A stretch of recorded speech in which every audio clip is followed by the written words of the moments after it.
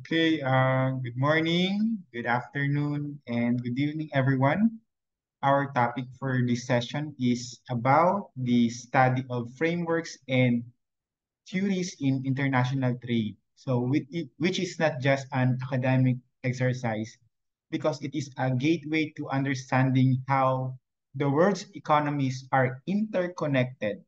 So these theories, such as comparative advantage and Heckscher-Ohlin theories, provide a structured lens through which we can analyze why nations trade, how they benefit, and what challenges arise. So by understanding these frameworks, we will gain insights into trade policies, the economic growth, and of course, the dynamic of globalization. It equips us with the tools to critically evaluate trade agreements, the tariffs, and economic policies, of course, that shape the global market. Um, Studying these theories sharpens our ability, of course, to respond to real-world challenges because we are in the era of rapid change. Am I right? So we are marked by trade wars, evolving supply chains, and of course, economic disruption. So knowledge of international trade frameworks enables us to make informed decisions as future leaders, policymakers, or professionals. So it fosters critical thinking and a deeper appreciations of the balance between the national interests and the global collaborations. So as we delve into these topics, let us remember, okay, that we are not only learning theories, but also preparing to contribute meaningfully to the ever-evolving global economy. So before tayo pumunta sa mas malawak at particular na discussion, let us pray. In the name of the Father, the Son, the Holy Spirit, Amen. Heavenly Father, we come before you with grateful hearts for the gift of this day. Guide us as we seek wisdom and understanding in all that we do. Bless our minds to grasp the knowledge, our hearts to remain humble, and our hands to work with purpose. May we use what we learn to serve others and make a positive impact in the world. Keep us safe, inspired, and united in your love.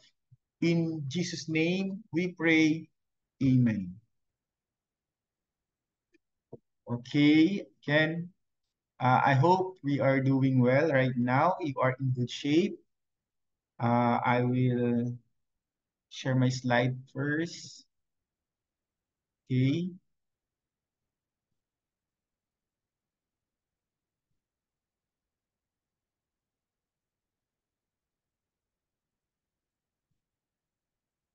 Okay, theories of international trade.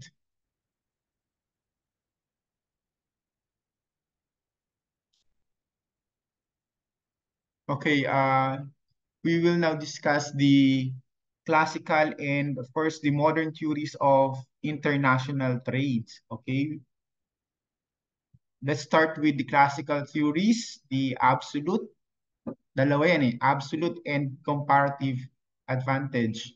So sa absolute advantage, si Adam Smith ang nag-introduce ng concept ng absolute advantage sa kanyang libro na The Wealth of the Nations.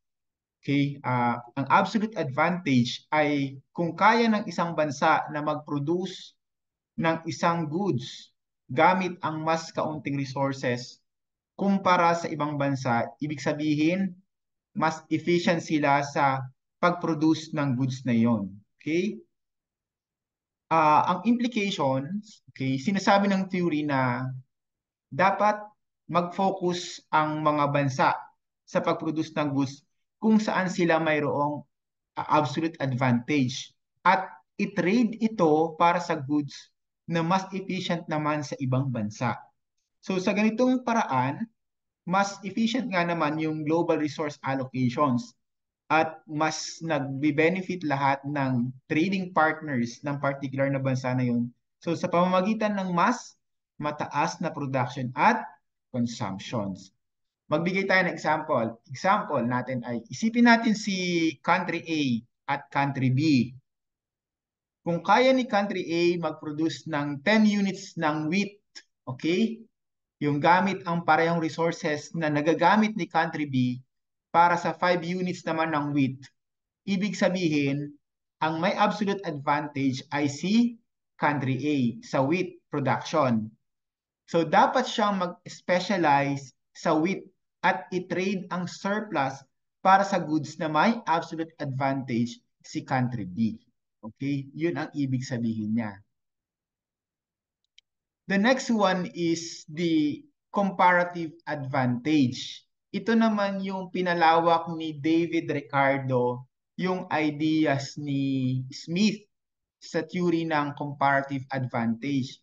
So sinasabi niya na kahit na may absolute advantage ang isang bansa sa lahat ng goods, ang trade ay beneficial pa rin kung mag-specialize ang mga bansa sa goods kung saan sila may lowest opportunity cost. Okay?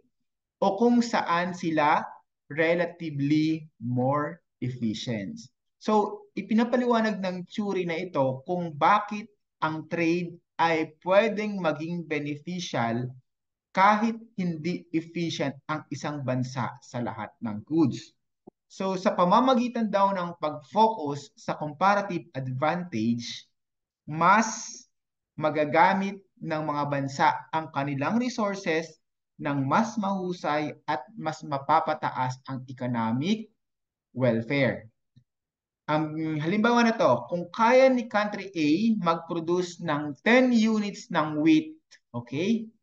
O 5 units ng rice, dalawa siya, okay? 10 units of wheat and 5 units of rice, habang si country B naman ay kaya mag-produce ng 6 units ng wheat or 6 units ng rice. So dapat mag-specialize si country A sa wheat kung saan mas mababa ang opportunity cost kasi kaya niya mag-produce ng 10 units. At si country B naman ay sa rice siya magpo-focus. Kasi compare kay A na 5 units ang kayang i-produce, si country B naman ay kaya makapag-produce ng 6 units. So sa pamamagitan ng trade, parehong makakakonsumo ng mas maraming goods ang dalawang bansa kaysa kung nagsolo sila. Okay? That's the wisdom of David Ricardo sa comparative advantage. Mas widen siya o mas open siya as compared with the absolute advantage of Adam Smith. Okay? Let's talk about the modern theories. Ito ay si Heckscher-Ohlin theory. So, ang Heckscher-Ohlin model ay na-develop nila Eli at ni Bertil. Eli Heckscher at Bertil Ohlin. Okay? At nagsasabi na ang comparative advantage ng isang bansa ay natutukoy base sa factor endowments nito. So, ang dami ng labor, capital, at ng natural resources na meron ito. So, mag-e-export ang bansa ng goods na gumagamit ng, of course, abundant factors nito. At mag-i-import naman ng mga gumagamit ng scarce factor na to. Ibig niya sabihin, export, ibig sabihin, kung may sobra ka at marami, ilabas mo sa iyong bansa. Kapag may kulang ka, ibig sabihin or limited ang iyong resources, mag-import ka. Okay?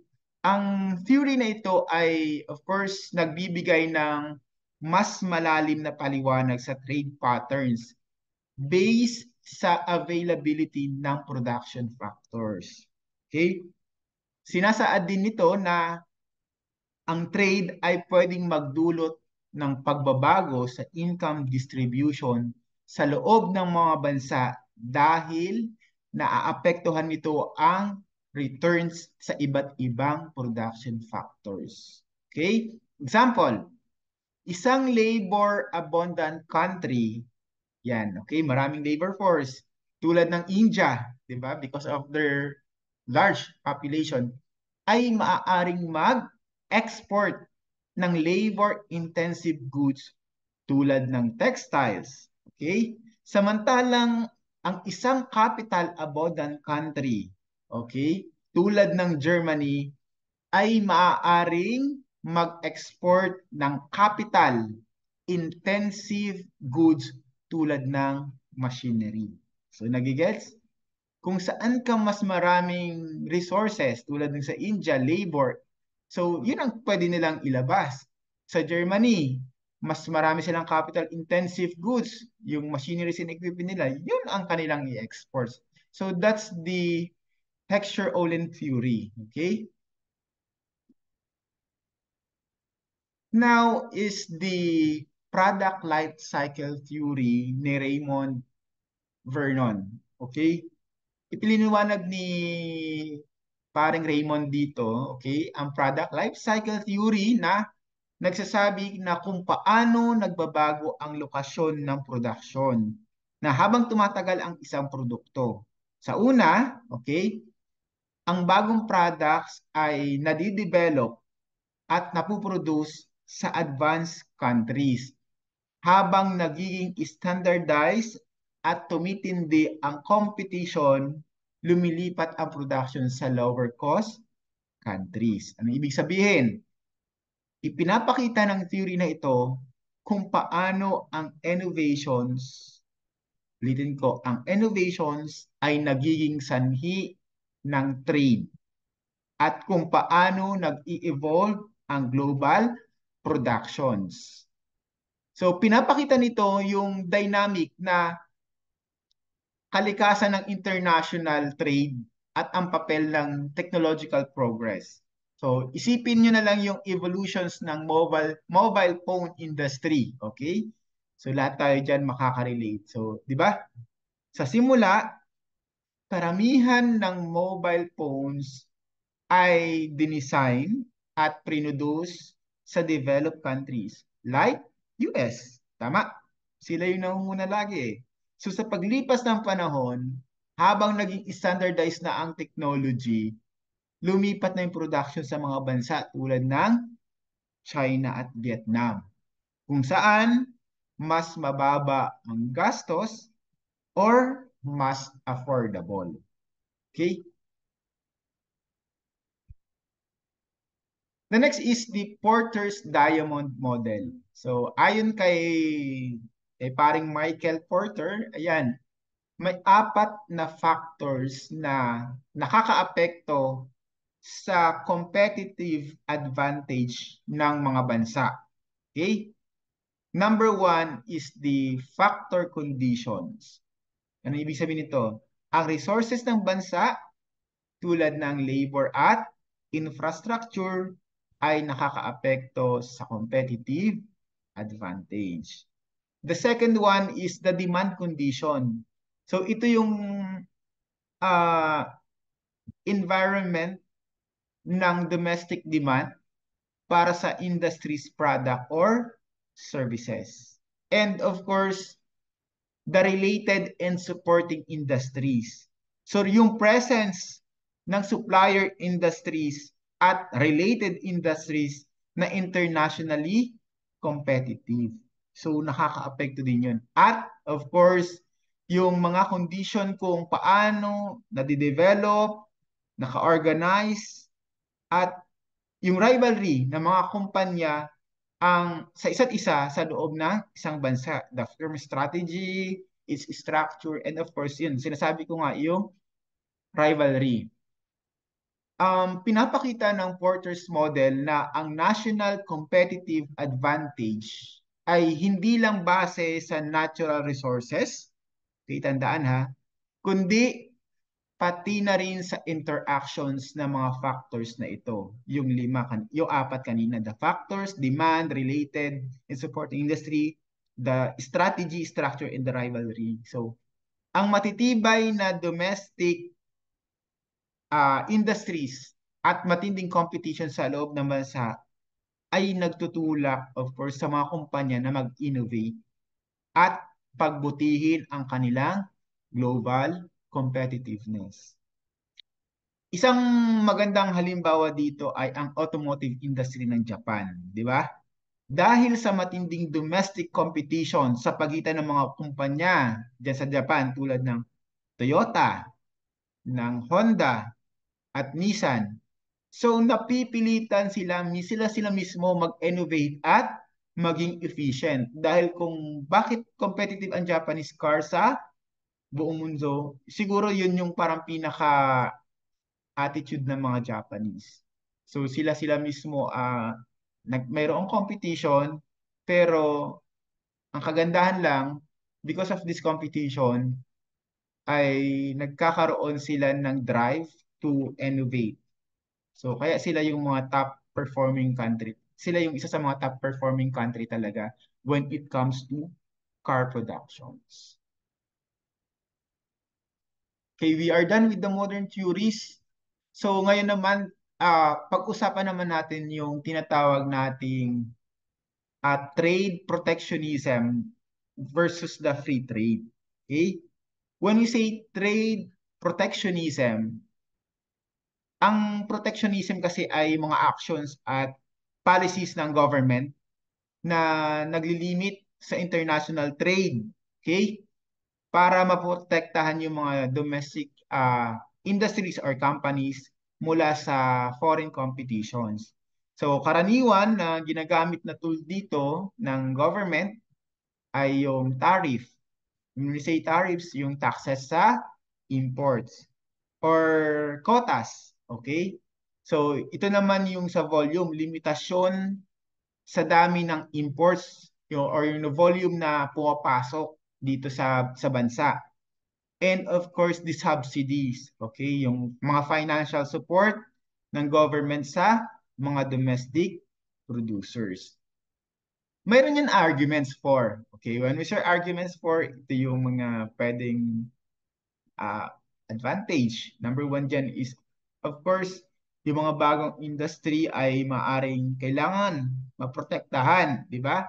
Mula sa international competition hanggang sa maging established at competitive sila. That's the protecting infant industry.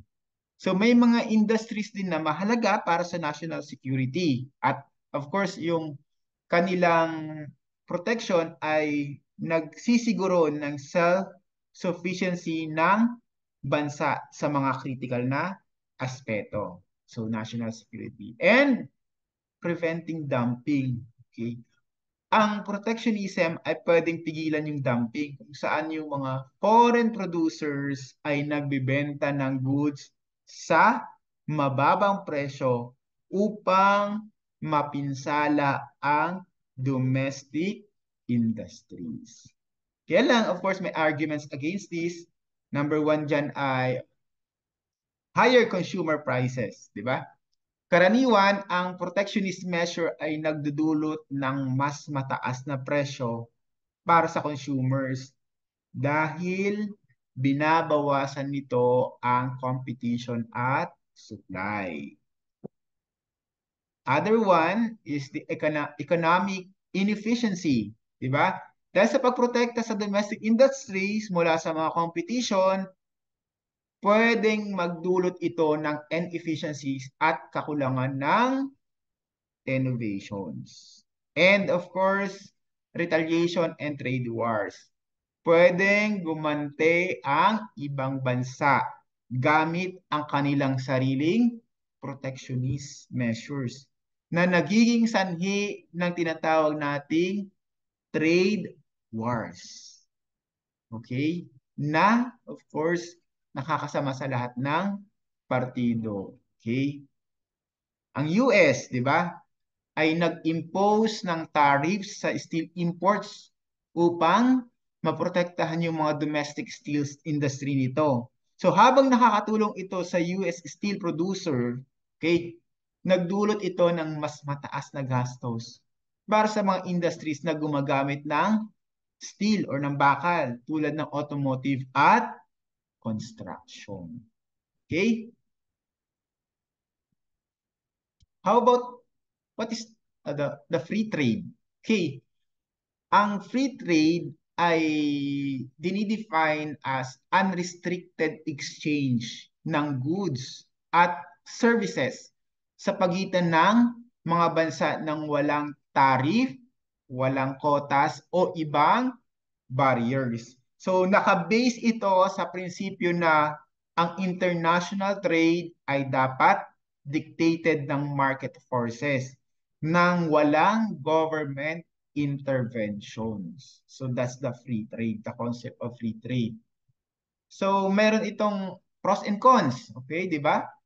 Number one is the economic efficiency. Oh, ang free trade ay nagpapahintulot sa mga bansa na mag-specialize sa pagpuproduce ng goods kung saan sila ay may comparative advantage. Of course na nagdudulot ng mas efficient na paggamit ng resources at mas mataas na global output.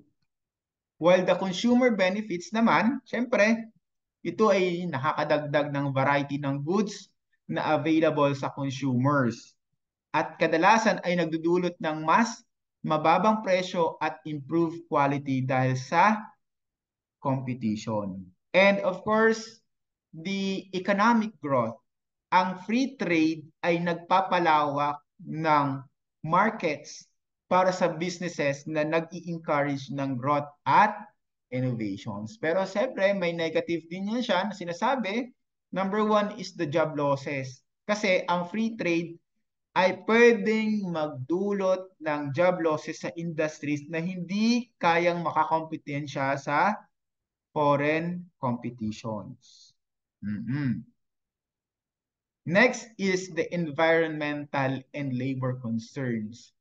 Ang free trade ay pwedeng mag-encourage ng practices na nag-i-exploit sa workers o sumisira sa environment kung ang mga bansa ay nagre-race to the bottom upang mapababa ang cost.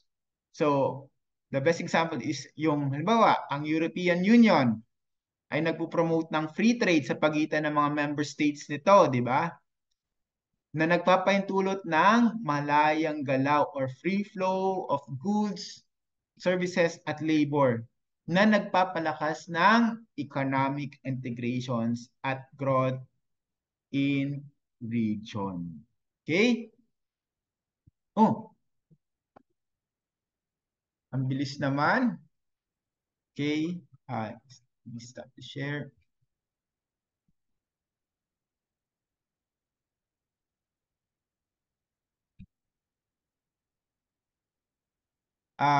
Okay. To wrap up, di ba? Ang theories ng international trade mula sa classical hanggang sa modern ay nagbibigay ng mahalagang insight kung bakit at paano nag-engage ang mga bansa sa trading. Okay? Ipinapakita nila na ang benefits ng specializations, ang papel ng resources at innovations, at of course, ang impact ng policy choices. Ang pag-intindi sa mga theories na ito, syempre, nakakatulong yan upang maipaliwanag yung tinatawag nating complexities ng global trade at ang debates sa paligid ng protectionism at free trade. Kailangan mabalanse yan eh. So habang lalong nagiging interconnected ang global economy, okay, nananatiling crucial ang mga theories na ito para sa pagbubog ng trade policies na, of course, nagpo-promote ng growth, equity, at sustainability. Okay? I hope you've learned a lot from this session and I encourage you to apply the insights you've gained to improve yourselves and your work. Remember, every step take has a significant impact on our personal growth and those around us. Of course, don't be afraid to experiment and make mistakes because it is through failure that we learn and become stronger. So keep pushing forward and believing in your abilities. Okay? Success is not just at the end, but in every challenge we face along the way. So Muli, maraming salamat at I hope you learned from this lesson and you're doing fine wherever you are right now. Okay, so see you again in our next sessions. Muli, magandang umaga, magandang hapon, or magandang gabi. Ingat kayo lagi.